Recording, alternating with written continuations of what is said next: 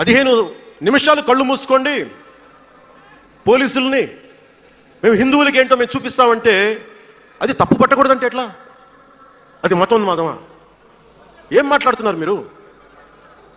బతుకమ్మ బతుకమ్మ బతుకమ్మ అని చెప్పి బతుకమ్మ పాటని మీరు వెటకారం చేసి ఓల్డ్ సిటీ నాయకుడు మాట్లాడితే దాన్ని డిఫెండ్ చేసుకోవటం హిందూ అహంకారం అంటే నేను ఏం చెప్పండి? నేను అంటే అల్లాహ్కు ఒక న్యాయం, మహమ్మద్కి ఒక న్యాయం, అమ్మవారికి ఇంకో న్యాయమా?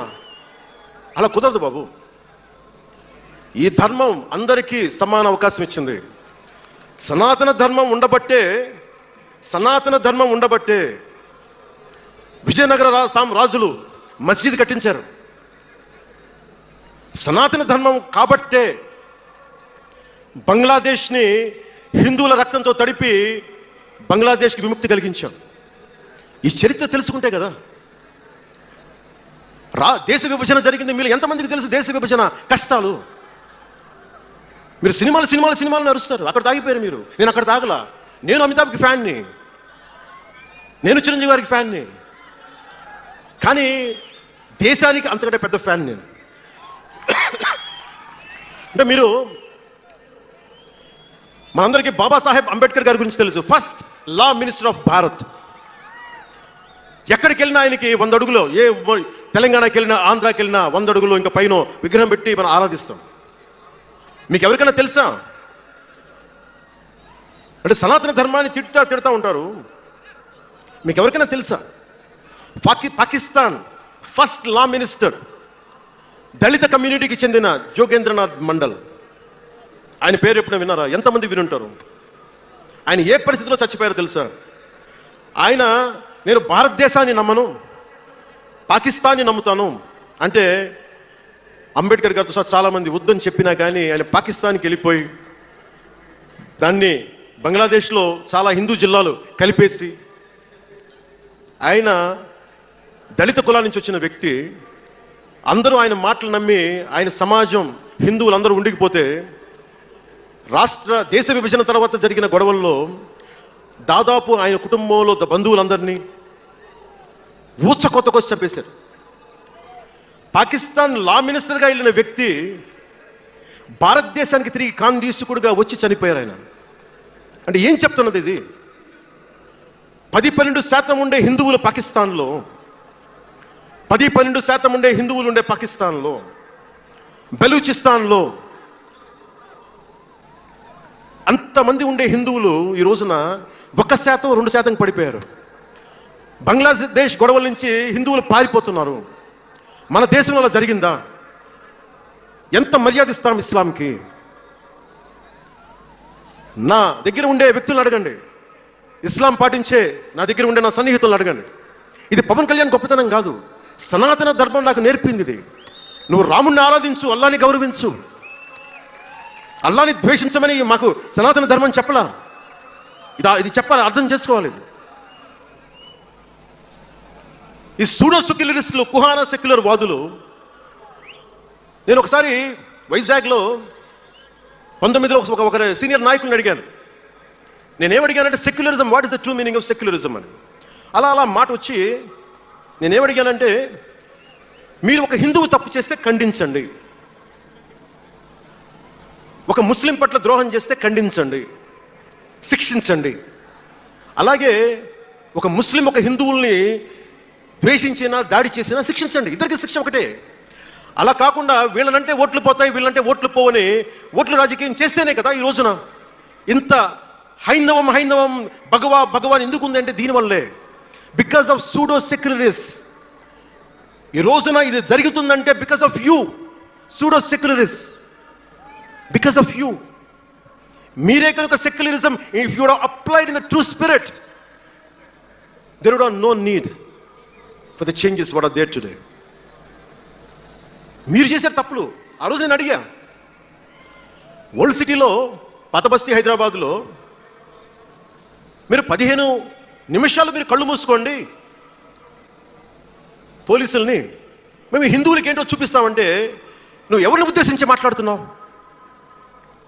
హిందూ అంటే దాంట్లో పవన్ కళ్యాణ్ కూడా ఉన్నాడు. పొద్దున్న లేస్తే నేను హనీఫ్, అబ్దుల్, మొత్తం రహీం వాళ్ళతోనే ఉంటాను నేను.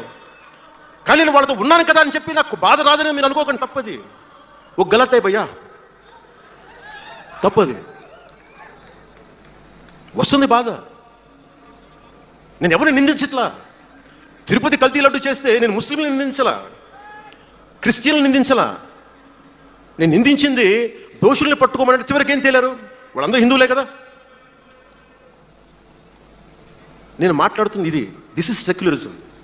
If there is true secularism అని నాయకులందరికీ చెప్తున్నాను, మీ అందరికీ చెప్తున్నాను. True secularism should be applied in the true spirit, not for damn convenient vote bank politics. Don't do it. Janasena is not for it. ఒక తప్పుని తప్పుగానే చెప్తాం. అంటే నేను ఎందుకు చెప్తున్నాను మీకు మాట అంటే, నారాజు గాకుర మా అన్నయ్య, నజీరు అన్నయ్య, ముద్దుల కన్నయ్య, మన రోజు మనకుంది మన్నయ్య అన్నామంటే డ్యాన్సులు చేశా మీ సరదా కోసం. 1 minute డప్పులతో దీంతో డ్యాన్సులు చేశారు మీ సరదా కోసం. కానీ నా కోసం ఆ లిరిక్ రాసుకున్నా. దేనికి రాశాను? గుజరాత్లో ఆ మారణ హోమం జరిగితే దానికి చాలామంది ముస్లింలు చనిపోతే బాధతోటి నా హృదయం స్పందించి మాస్టర్జీ అనే ఒక ప్రజా కవి చేత నేను రాయించాను ఆ పాట. దాన్ని ఖండించినప్పుడు నేనేమనేది ఏంటంటే, అంటే నేను అంత నిష్పక్షపాతంగా ఉంటాను. నేను అనేది ఏంటంటే, గోద్రా మారణ హోమం జరిగినప్పుడు ఖండించాలి, ఖండింపబడాలి. There is no second thought about it. కానీ అసలు ఎందుకు జరిగింది అని ఆలోచిస్తే, కరసేవక్స్ రామ భజన చేసుకుంటూ ట్రైన్లోకి వెళ్తే ఒక గోద్రాలో ట్రైన్ని తగలబెట్టేశారు. మరి దాని గురించి కూడా మాట్లాడాలి కదా. ఇది తప్పు, ఇది కూడా తప్పే. అలా జరుగుకుండా ఉండాల్సింది. బాధే నాకు. ఆ రోజు నేను సినిమాలో ఉన్నా కాబట్టి నారాజు గాకరని పెట్టా. అదే కనుక అలాంటి సంఘటన నుండి ఏం చేయాలి మనం? అలాంటి తప్పులు జరిగితే మొదటి తప్పు చేసిన వాడినే వెతికి పట్టుకొని జ్యూస్ లాగా సెకండ్ వరల్డ్ వార్లో జర్మనీని ఎలాగా సౌత్ అమెరికాకి వెళ్ళినా ఎలా పట్టుకొని శిక్షించారో మొస్సాద్, అట్లాగా తప్పు ఎవడు చేయనండి, either is a Hindu or Muslim, ఎవరైతే మొదటి తప్పు చేశారో వాళ్ళని కనుక శిక్షిస్తే పర్యవసానమై ఉండవు. ఇది చాలా బలంగా ఆలోచించాలి. అంటే ఇవన్నీ ఎందుకు చెప్తున్నాను, ప్రతి ఒక్కరూ చాలా క్షుణ్ణంగా వినాలి. ఎందుకంటే భవిష్యత్తులో మీకు ఇవే పోరాటాలు. మీరు ఎమ్మెల్యేలు అయిపోయాం, మంత్రులు అయిపోయాం, అందరికీ కార్పొరేషన్ పదవులు వచ్చేసినాయి అంటే కాదు. ఇప్పుడు మనం వేసింది తొలి అడుగు మటుకే. నేను భారతదేశం కోసం చనిపోవడానికి సంసిద్ధంగా ఉన్నాను, గుర్తుపెట్టుకోండి. ఎందుకంటే నా ఇంటెన్సిటీ చాలా వైల్డ్గా ఉండదు. అంటే మాట్లాడితే సంస్కృతాన్ని తిడతారు, హిందీని మీరు రుద్దుతున్నారు, సౌత్లో దక్షిణాదిని అంటారు. అన్ని దేశ భాషలే కదా. మన తమిళనాడులో హిందీ రాకూడదు అంటుంటే నాకు అనిపించింది మనసులో ఒకటే, అప్పుడు తమిళ సినిమాలు హిందీలోకి డబ్ చేయకండి. డబ్బులేమో హిందీ నుంచి కావాలి, ఉత్తరప్రదేశ్ నుంచి డబ్బులు కావాలి, బీహార్ నుంచి డబ్బులు కావాలి, ఛత్తీస్గఢ్ నుంచి డబ్బులు కావాలి, కానీ హిందీ మాకు వద్దంటే అదే న్యాయం. పనిచేసే వాళ్ళందరూ మనకి బీహార్ నుంచి రావాలి, కానీ హిందీని ద్వేషిస్తానంటే ఎట్లా? ఇవన్నీ మారాలి కదా. అందుకని భాషల్ని ద్వేషించాల్సిన అవసరం లేదు.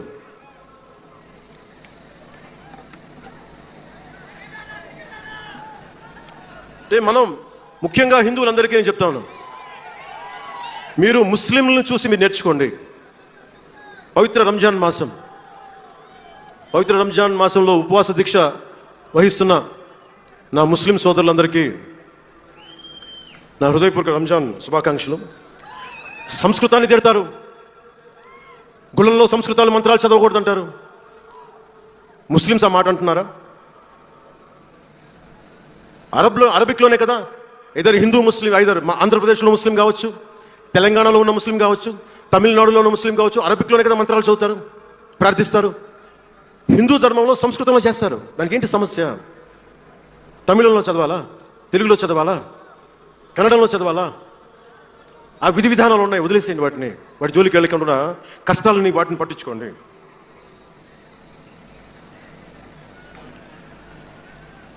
మాట్లాడితే భారతదేశాన్ని ఉత్తరం దక్షిణం అంటూ ఉంటారు. ఆంధ్రాని తెలంగాణ విభజన సమయంలో తెలంగాణ ఇవ్వకపోతే మేము ఈ భారతదేశానికి సంబంధించిన ఒక అన్న స్టేట్మెంట్లు చూసాం, అలాంటి నాయకుల్ని చూసాం. ఆంధ్రాని విభజిస్తుంటే ఆంధ్ర వాళ్ళు మేము ఇక్కడ సంబంధం లేదు, మేము భారతదేశంలో ఉండమన్న స్వయం నాయకులు నా దగ్గర అన్నారు. అంటే తెలంగాణ ఇవ్వకపోయినా ఆంధ్ర ఇవ్వకపోయినా విడగొట్టినా మేము భారతదేశంలోంచి విడిపోతామన్న మాటలు మీరు ఎలా మాట్లాడతారు?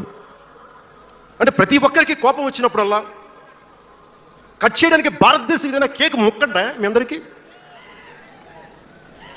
కట్ చేయడానికి భారతదేశ సమగ్రతని విధ్వంసం చేయడానికి ఒక్కడు ఉంటే నాలాంటి వాళ్ళు 10 కోట్ల మంది బయటకు వస్తారు. తస్మాత్ జాగ్రత్త.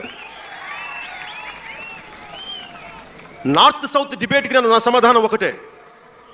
ఉత్తరాదిన ఉన్నది హిమాలయాల్లో, ఉత్తరాదిన ఉన్న హిమాలయాల్లో ఉంది పరమశివుని కైలాసం. దక్షిణాదిన ఆయన కుమారుడు కుమారస్వామి మురుగన్ నివాసం. ఈ దేశాన్ని విడగొట్టే ధైర్యం సాహసం ఎవ్వడికి ఉందని నేను అనుకోను. ఆ భయం నాకు లేదు. వారు ఎంచుకున్న ప్రదేశం ఈ భారతదేశం.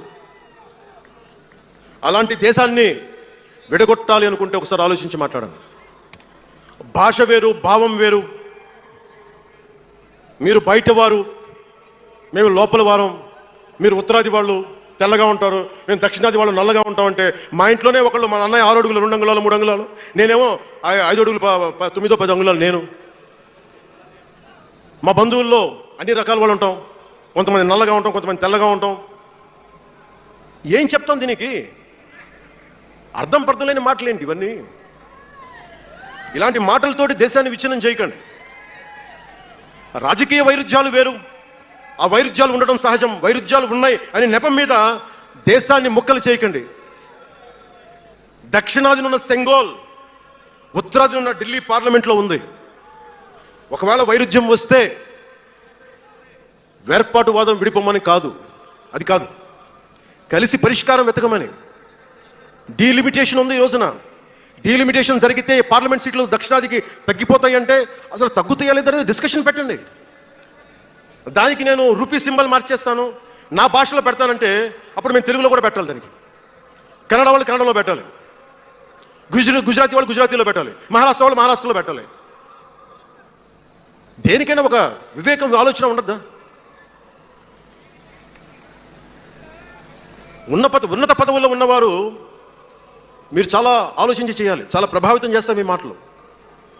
ఒకటి విధ్వంసం చేయడం తేలిక, ఒకటి నిర్మాణం చేయడం తేలిక, కష్టం. నేను వివక్ష అనిపించలేదు అనుకున్నారా మీరందరూ? తమిళనాడులో పెరిగినప్పుడు 14 ఏళ్ల వయసులో నేను తమిళనాడులో పెరిగినప్పుడు మైలాపూర్ స్కూల్ అన్నారే గొల్టింగ వాడ అని పిలిచేవాడు. నేను నాకు అర్థమయ్యేది కదా గొల్టి అంటే ఏంటి అనుకునేవాడిని. ఒక డెరిగేటెడ్ టర్మ్ అది. నేను మా మాస్టర్ గారిని అడిగాను, రామ్నాథన్ గారిని అడిగాను, సార్ ఇంత మాదిరి சொல்றாங்க సార్, గొల్టిని சொல்றாங்க సార్ అంటే ఆయన నాకు ఒకటే మాట చెప్పాడు. వాళ్ళని పిలిచాడు, వాళ్ళు తిట్టాడు ఏదో. ఏంటి సార్ గొల్టి, ఎందుకు సార్ గొల్టి మీనింగ్ అంటే ఆయన ఏదో నవ్వి వదిలేసి ఆయన ఒక మాట అన్నాడు, అరే తెలుగుని రివర్స్ பண்ண గొల్టి అని சொல்லுவாங்கடா, அப்படி என்ன பெரியார் வந்து தெலுங்குக்காரன் தான்டா, பெரியார் வந்து தெலுங்குக்காரன் தான், బలిజ నాయకుడు సార్ అవరు. ఆ టైంలో ఇప్పుడు మన తిరుపతి రాయలసీమలో ఉండే బలిజ నాయుడు కులానికి చెందిన వ్యక్తి పెరియార్ గారు, తెలుగు. ఆయన ద్రావిడ ఉద్యమ రూపకర్త.